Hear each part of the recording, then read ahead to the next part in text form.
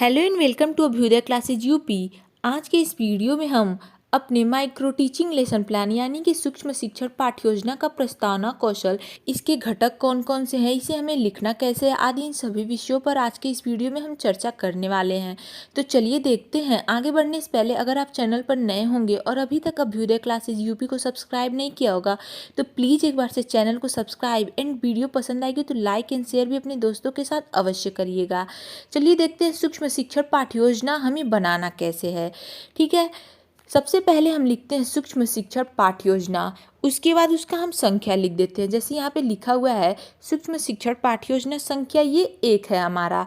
अगली और भी बहुत सारी वीडियो चैनल पर आएगी आपकी प्रस्तावना कौशल, स्पष्टीकरण कौशल, प्रश्नीकरण कौशल, पुनर्बलन कौशल और श्यामपट्ट लेखन कौशल आदि इन सभी कौशलों पर हमारी वीडियो आने वाली है। इसके लिए आप चैनल से जुड़े रहें। तो उसके बाद हम लिखते हैं प्रस्तावना कौशल हमारा है, तो प्रस्तावना कौशल आप यहाँ पे लिख देंगे, हेडिंग ऐसे ही आप लिख देंगे। उसके बाद हम लिखते हैं छात्राध्यापिका का नाम। अगर आप छात्राध्यापक हैं तो यहाँ पे छात्राध्यापक का नाम अवश्य लिखेंगे। उसके बाद हम अभ्यास केंद्र लिखते हैं, क्योंकि माइक्रो टीचिंग का जो हम अभ्यास करते हैं वो अपने महाविद्यालय में करते हैं, इसीलिए हम यहाँ पे अभ्यास केंद्र लिखते हैं। और अभ्यास केंद्र में जो आपका महाविद्यालय होगा उसका नाम यहाँ पे लिख देंगे। ठीक है, और आगे फिर हम एक बॉक्स बनाएंगे। इसके बाद उसमें लिखते हैं दिनांक। जिस दिनांक पे आप पढ़ाएंगे वो दिनांक यहाँ पे लिख देते हैं। जैसे यहाँ पे आप देख सकते हैं लिखा हुआ है कक्षा 6 का हमारा प्रकरण है, वर्ग अ है, विषय लिख देंगे जैविक विज्ञान और हमारा उप विषय हो जाएगा वनस्पति विज्ञान। चक्र जिस चक्र में आप पढ़ाते हैं वो लिख देते हैं और अवधि लिखते हैं। कुल 5 मिनट की होती है हमारी ये कौशल की अवधि, 5 मिनट की होती है, इसीलिए 5 मिनट लिखते हैं। फिर हम आते हैं अपने प्रकरण पे।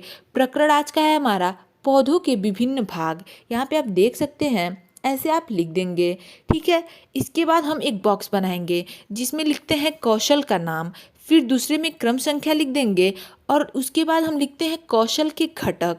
कौशल के घटक कौन कौन से हैं ये कौशल के घटक वाले बॉक्स में हम लिखते हैं। तो कौशल का नाम सबसे पहले क्या है हमारा, प्रस्तावना कौशल आज का हमारा कौशल का नाम है। इसके बाद हम स्पष्टीकरण भी कौशल पे भी चर्चा करेंगे, प्रश्नीकरण कौशल, पुनर्बलन, इन सभी कौशलों पर चर्चा करेंगे। तो आज हमारा कौशल है प्रस्तावना कौशल, तो यहाँ पे हम लिखेंगे प्रस्तावना कौशल।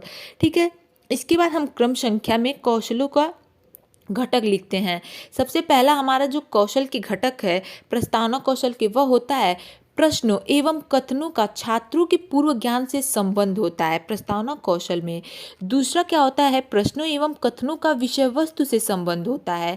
तीसरा, विचारों, कथनों एवं प्रश्नों में क्रमबद्धता पाई जाती है, तो लिख देते हैं विचारों, कथनों एवं प्रश्नों में क्रमबद्धता। चौथा होता है इसका प्रमुख घटक शिक्षक द्वारा छात्रों में रुचि तथा अभिप्रेरणा वाले प्रश्न पूछना।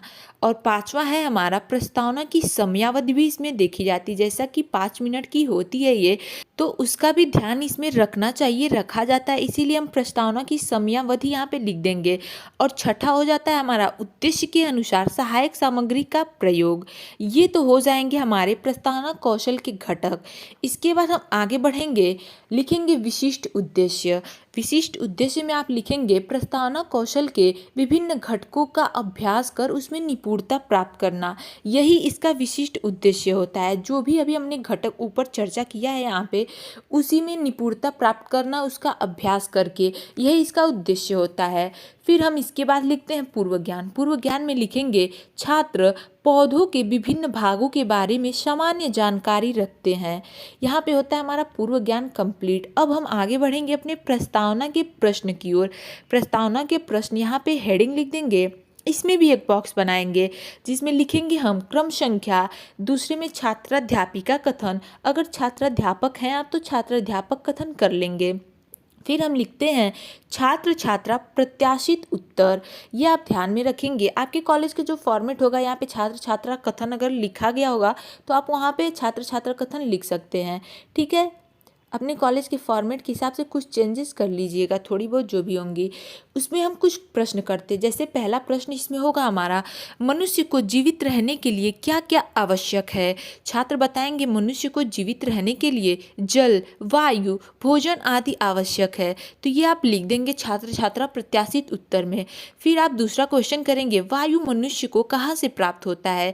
छात्र बताएंगे कि वायु मनुष्य को पेड़ पौधों से प्राप्त होता है। ये आप लिख देंगे। अब हम अपना समस्यात्मक प्रश्न इसमें लिखेंगे, क्योंकि हम प्रस्तावना का प्रश्न समझ रहे हैं, प्रस्तावना कौशल समझ रहे हैं।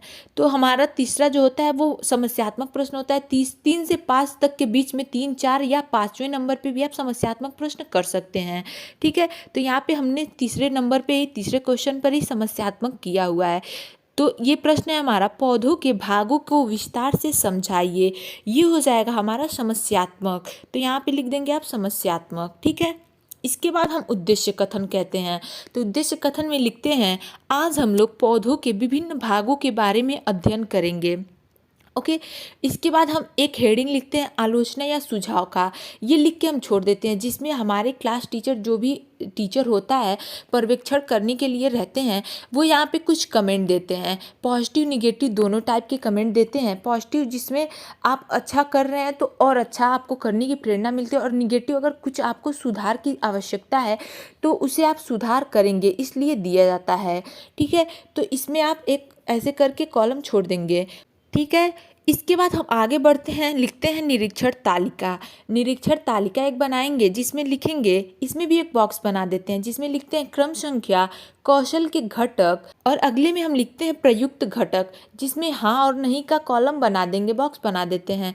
इसमें कुछ पॉइंट्स हम लिखते हैं, जिसमें लिखेंगे, पहला पॉइंट है हमारा, प्रश्नों एवं कथनों का छात्र के पूर्व ज्ञान से संबंध है। दूसरा, प्रश्नों एवं कथनों का विषय वस्तु से संबंध है। तीसरा, विचारों, कथनों एवं प्रश्नों में क्रमबद्धता है। चौथा, शिक्षक द्वारा छात्रों में रुचि तथा अभिप्रेरणा वाले प्रश्न पूछे गए। पांचवा, प्रस्तावना की समयावधि उचित है। छठा, उद्देश्य के अनुसार सहायक सामग्री का प्रयोग किया गया। ये हो जाएगा हमारा कौशल के घटक वाले बॉक्स में। ये आप इतना लिख देंगे।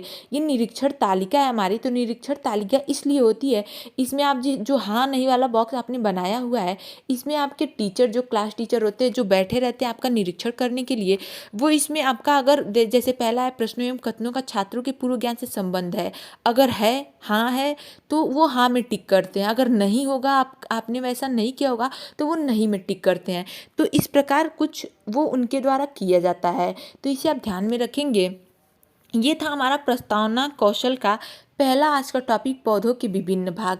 नेक्स्ट वीडियो में हम चर्चा करेंगे पुष्प की संरचना के प्रस्तावना कौशल के बारे में। उसे हमें कैसे बनाना है उस पर चर्चा करेंगे। उसका हमें प्रस्तावना के प्रश्न कैसे बनाना है, कैसे निकालना है, ये लिखेंगे। सो गाइस, आज की वीडियो में बस इतना ही। तब तक के लिए चैनल से जुड़े रहें। मिलते हैं अगले वीडियो में। Thank you.